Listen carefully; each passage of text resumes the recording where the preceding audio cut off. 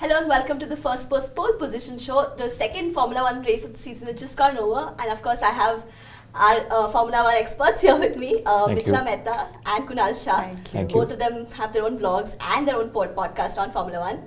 Thank you so much, guys, for coming back. Thank you, our pleasure. Thank you for having us. It's been an exciting race. It's been a great race. What do you think? Hamilton obviously finishing first with Vettel a close second.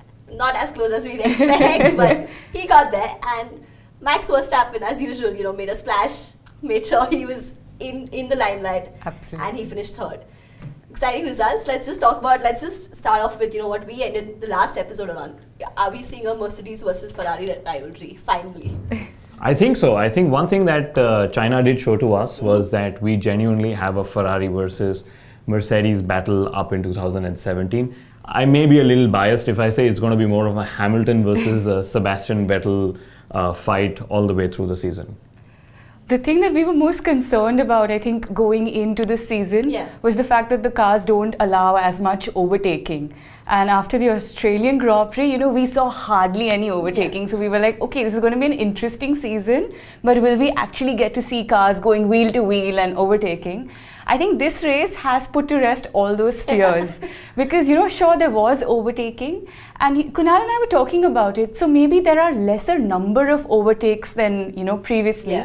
But the quality of every overtake is just mind-blowing. So this was a very exciting race because we had such amazing battles up and down the order. This race actually reminded me of the races back in the Michael Schumacher era, the 2000s, where it was, there would be overtaking, it would be a little difficult, and you can see the drivers are really trying hard to overtake. But having said that, the one key question which I will end today's chapter of the Chinese Grand Prix for myself would be is, did Ferrari forget something called as team orders? Because I believe somewhere that Vettel would have had a better chance to win the Chinese Grand Prix had Ferrari employed team orders, although I'm not in favor of team orders.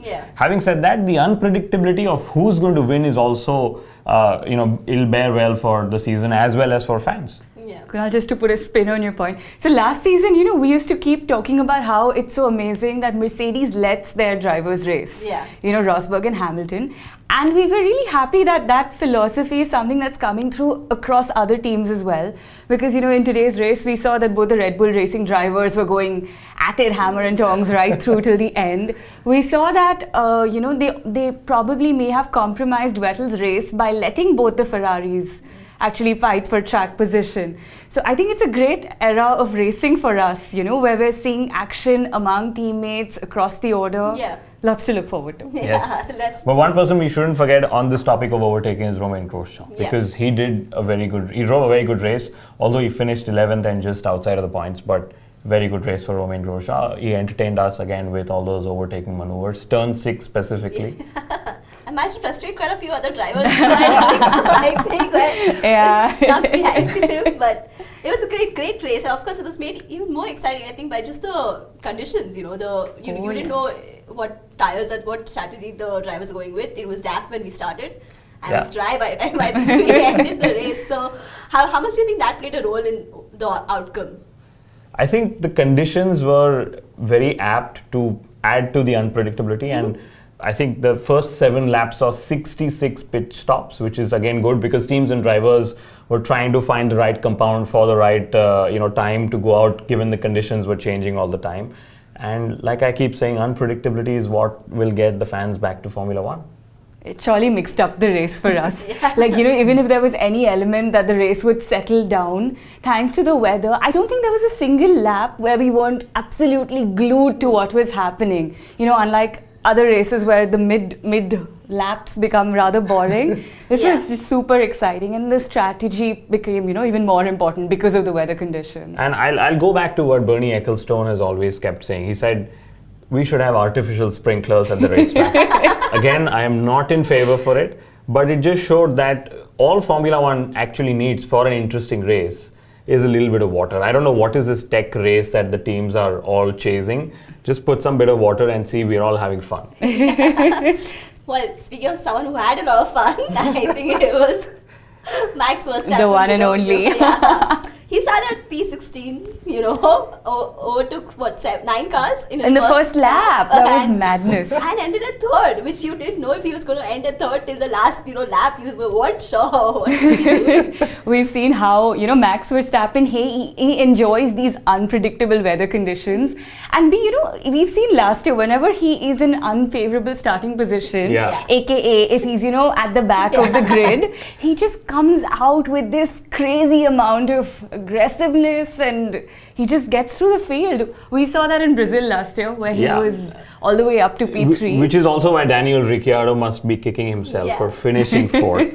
But on the Verstappen point, I was a little disappointed when, Vettel was chasing him and he ended up outbraking himself and he put one tire on the white line, etc. Because I was really looking forward to what we call the Vettel versus Verstappen fight, which in my view is the Vettel versus the baby Vettel fight, as as we've been calling him. And I'm hoping that we see more battles between these two really talented drivers in the next few races. Mithila, we've been speaking about Mercedes versus Ferrari, and last time when we all met on this video, we were concerned because the Red Bulls were 30 seconds off the pace.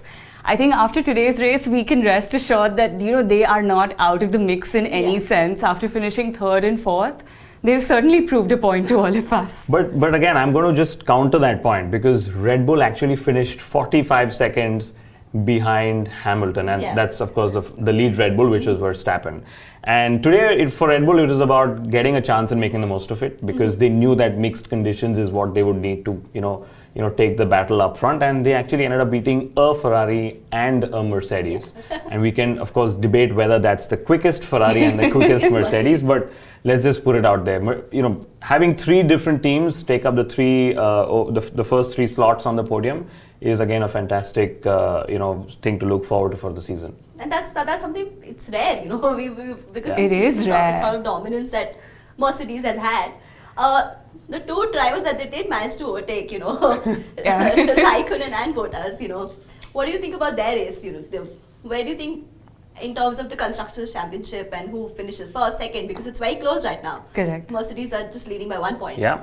So where do you think, how do you think they will influence that eventually? So it's actually going to be a case of which Finn is faster than the other or which Finn is slower than the other. And that's what will impact the Constructors' Championship from a Ferrari and a Mercedes point of view.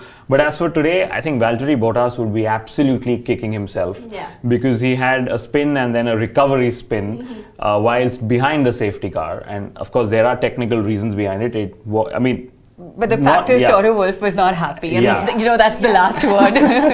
The fact is that both of them also need to prove themselves. Raikkonen, because he needs his next season and everyone's just writing him off. He needs to, end on a high note to make sure he has a case for himself next season. And Bottas, like we know, needs to prove himself at Mercedes. So it's just disappointing to see that both of them are struggling for pace and performance at such a critical point of their career, especially when their teammates are managing to just fly. Win races. Absolutely. They're just flying. So and I'll go back to the stat. Niki Lauda and Toto Wolff have publicly said that Bottas has 4 races to go, which means he's 50% down on the target that they've given him. And let's see how Bahrain pans out. It's next weekend. Yeah, I know, right? It just makes it so much more interesting and so much we look forward to it so much more, right? Because that there is so much unpredictability to the Formula 1 season this year. Luckily, we have to wait less for the next race, so all of us fans are very happy about that. Yeah, and it wasn't just the top. I think that was unpredictable. I think even the midfield results also surprised us to quite a large extent. Because we saw Australia, we saw the Williams do much better than what they did this time around. What do you think of that? Williams, again, they'll be very upset. Yeah. They had both the cars in the top 10, which is good even for Lance Stroll. Because Lance Stroll made it through its first Q3, and none of the cars finished in the points. And are you surprised to not see Lance Stroll finish? No, let's. He had a racing incident with Sergio Perez, and a bit of immaturity, a bit of inexperience shown on track. At least my view, so I'd say. Luckily, he got exonerated by the stewards, but. Very classical Massa. The minute you give him a little mixed conditions, a little conditions where it's a little tougher to drive, etc., he'll dig deep into his experience, but somewhere there's that talent lacking for him to not make the most of it. And look at what Carlos Sainz did. I mean, he started the race on super softs. Yeah. He was the only driver on track to take slicks when everyone else was in intermediates. We saw he lost out on the start, but see what he gained at the end of the race. He was absolutely phenomenal. And Toro Rosso is now 4th in the Constructors' Championship, ahead of Force India. Yeah. We should also speak about Force India. Yeah, they had a double points finish, and it's their second double points finish in a row, which is really, really great for the team and their entire morale. Yeah. And even more so because Bob Fernley, the deputy team principal, he has gone and publicly accepted that there is a discrepancy in the wind tunnel data that they are getting from their wind tunnel and the data that they are securing on track. So it's nothing new. Ferrari have faced this problem in the previous seasons as well, and I'm sure the team will take steps to overcome this. But despite this discrepancy, for them to literally still get a double points finish, it's commendable. Yeah. Although Force India shouldn't be entirely pleased because of Toro Rosso, which is the Red Bull B team, without a Mercedes engine, has beaten them in both the races. And we're talking of cars and engines. Do you think, are we seeing Ferrari actually try to get their cars a little, faster? Is the only difference now down to the drivers and how they, drive? Like we saw this race. It's closer. In qualifying trim, it is a Mercedes that is, of course, quicker. Yeah. And seemingly so. Hamilton, and of course, is a qualifying specialist, much as Sebastian Vettel is as well. In the race trim, to me, Ferrari did seem a little quicker to me, and Vettel was also very vocal on radio. He said, "Guys, we were the quickest out there in dry conditions, and maybe next time." Yeah. But I mean, talking of Hamilton and Vettel, I'm loving the respect and the rivalry that they're showing against each other, and I'm actually also waiting to see for how many races in the season will this respect continue to last. Not for long, looking at Hamilton's track record. And Vettel's. I mean, he's uber competitive, and that's one of the reasons why we all love him. Yeah. Mithila, just to add on to what you were saying, as the cars kind of seem to come closer in terms of their race performance, the whole strategy element is becoming more and more important. Kunal and me were discussing that, maybe Vettel's race was compromised because he pitted at what was eventually proven to be the wrong time. Yeah. We saw that happen last race with Hamilton and how his race was compromised. So now, there are multiple factors playing out and not just the raw pace of the car. Yeah, and which is what makes it so much more interesting. And like Sebastian Vettel isn't upset about what Ferrari did. I don't think Ferrari fans or Vettel fans should be upset because at least they're trying, and they're trying really hard, and only by trying different things will you get different results. And 2017 is turning out to be a season of keeping track position and maintaining track position. And we saw Hamilton did that, today in China, and Sebastian Vettel did that in Australia as well.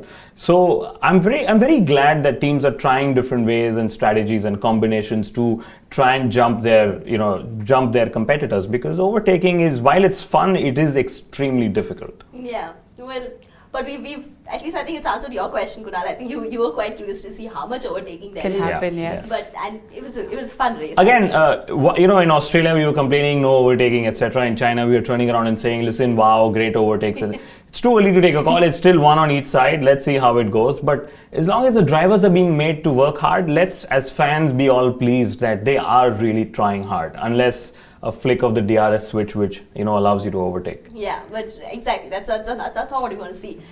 We should talk about Magnussen actually, because he had a really, really good race, surprisingly, and he's not known to be the stronger of the two Haas drivers, or speaking of what goes on in the paddock. But yeah, it was really nice to see him get those points for the team, and this will go a long way in helping the team build up its confidence, because they had a horrible latter half of the season last year, and Australia was bad for them as well. So I'll be watching the Haas cars. But I'm glad we're talking about Magnussen, because Haas will feel confident now that, again, only one race, that they have two drivers who can score points, and that's always important from a team point of view. One of the other things about Magnussen is, let's remember, he's little low, or probably very low on confidence. He was at McLaren, got thrown out, then he had a bad season at Renault, he decided to part ways, and now he's at Haas. So in 4 years, he's actually had 3 different teams he's driven for. So that stability, once it comes in, and along with the confidence, I'm pretty sure he's very good. Otherwise, McLaren wouldn't have put him in the car. And we have to talk about our, favorite topic. We have to talk about McLaren.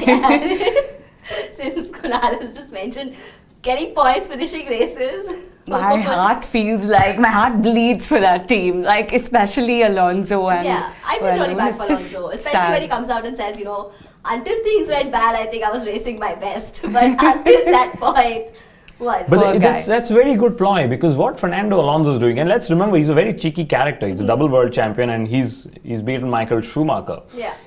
He is proving that, and he's telling the world, he's advertising himself, as I was reading on Twitter, that despite a really terrible car, I am coming up with my career best races. I am still on the top of my game, and that in some ways is trying to hint to Mercedes or any other team on the grid. Could be Renault, as people have been saying, that hire me.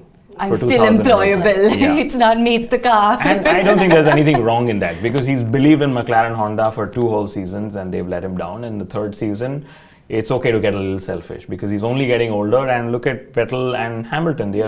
They started their careers pretty much alongside him, after him, and they all have more titles than him. Yeah. I think another driver who is probably down on confidence, Danny Kivat. He also didn't have a great race, and I mean, I'm sure it pains him to see that his teammate, it happened to him at Red Bull Racing, and now it's happening to him again. To see Sainz finishing like in the points.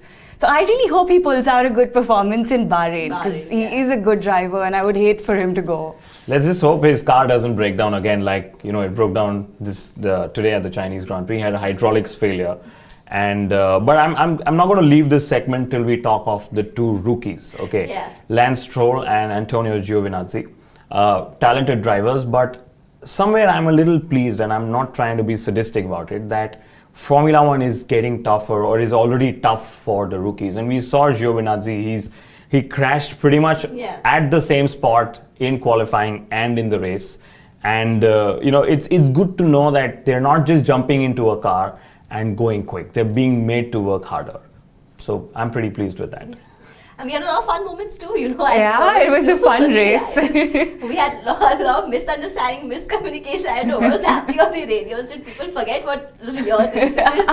Mercedes probably need a radio training program again. Yeah. It was funny though when Mercedes said Nico on the radio, and we were just looking at each other that did they just say Nico? Like, what's going on there? I was half expecting Rosberg to tweet at that moment, because he's watching. Oh yeah, actually. He's watching. Never forgotten. That didn't happen. In fact, Mercedes also went and told Hamilton that VER, which is now for Verstappen in 2017, they said Vern is now chasing you in, and Vern of course stopped racing more than a few seasons back. They're still in their last season mode.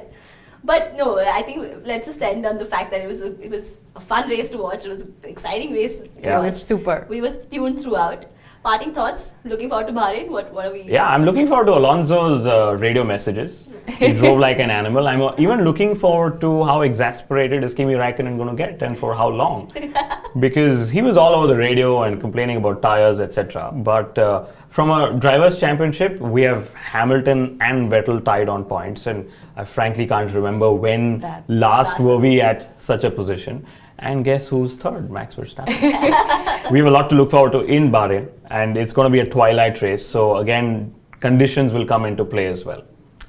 So Hamilton actually had the Grand Slam, because he had the pole, the fastest lap, the race win, and he led, all through.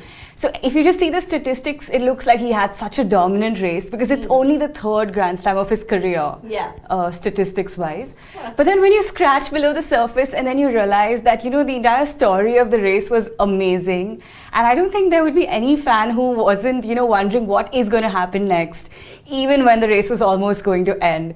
So with that perspective in mind, I think Bahrain is going to be a treat for all of us.